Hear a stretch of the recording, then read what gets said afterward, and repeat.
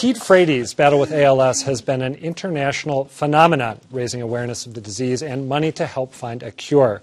But now Frates is also starring in a cautionary tale about social media. He's the inspiration for the Ice Bucket Challenge, which raised more than $220 million when it took off worldwide on social media in 2014. On Sunday, we learned Pete Frates was back in the hospital. That was the backdrop when Mike Barnicle, the former Globe columnist turned MSNBC contributor, tweeted that Frates had passed away. Multiple outlets picked up that report. The problem? It was wrong.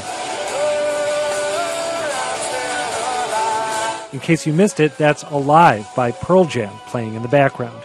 Barnicle then waxed contrite, tweeting, "Family friend told me had passed. Thank God I was wrong." But he also pushed back at his critics, saying it would be more productive to help find a cure for ALS than to continue hammering him. To which one critic responded, "How about both?" I was initially a little bit sympathetic here because I know how quickly and easily you can make a bad mistake on Twitter.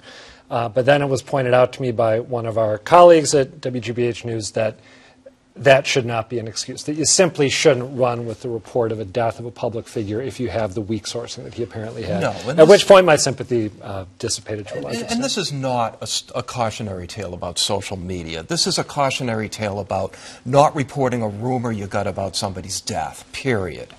Well, but if you are trying to report something like this in conventional media channels, if you're trying to run a story in a newspaper, get it posted online, there you have editors who are vetting what you're saying, who are checking your sourcing, right? But so I think it is to an extent. More than one source to begin with. The Internet did not invent real-time broadcasting. If Mike Barnicle was on the radio and he got that exact same note, he would have said, "Oh, I'm hearing bad news." If he, if he was on Morning Joe, he might have done the same thing. Yeah, but I'm just averse to blaming Twitter as if that is the first time that we've had real-time broadcasting. We've had it for 100 years. No, I'll blame Twitter, though. I'll blame Twitter. Thank you, Joanna. Now that these two have rudely rejected the premise of... I'm not blaming Twitter. Have we learned nothing? Have we learned nothing about Twitter and how things spread exponentially in a way that they don't usually, or they didn't with live broadcasting?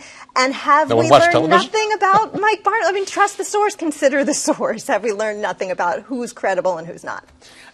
A lot of people know him only as the MSNBC contributor. They have no sense of all the background that all of you are alluding to. All these stories are coming back out. Since Joanna brought it, can you give Mike Barnicle was, heavily sanctioned and dismissed from the Boston Globe for stories that had no basis in fact or appeared to be created. Lifted some jokes from George Carlin in one or more columns. And made up a whole story or appears to have made up a story about somebody else. That was, it was huge scandal here because he's well-known columnist and, quite a skilled one, as a matter of fact.